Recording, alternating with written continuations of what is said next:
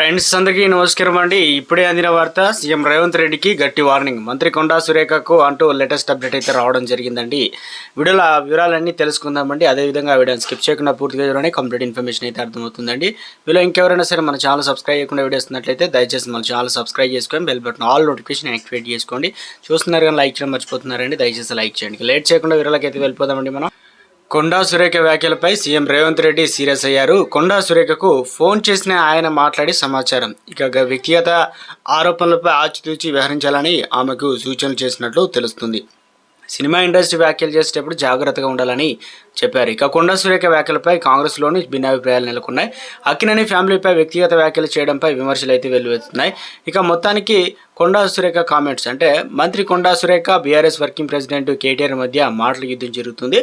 ఇద్దరు ఒకరిని ఒకరు తీవ్రంగా దూషించుకుంటున్నారు. కేటీఆర్ మినిస్టర్గా ఉన్న టైంలో అనేక మంది హీరోయిన్లు జీవితాలు ఆడుకున్నారని సురేఖ, ఆయనకు తల్లి అక్క చెల్లెలు లేరా అంటూ ఫైర్ అయ్యారు. కేటీఆర్ఏ మహిళలను కించపరిచేలా పోస్టులు తన టీంకు చెప్పారని సంచలన ఆరోపణలు చేశారు. దాంతోపాటు గతంలో జీహెచ్ఎంసీ మేయర్ విజయలక్ష్మి, మంత్రి సీతక్కపై కూడా గతంలో బీఆర్ఎస్ సోషల్ మీడియా అసభ్యకర పోస్టులు పెట్టిందని ఫైర్ అయ్యారు.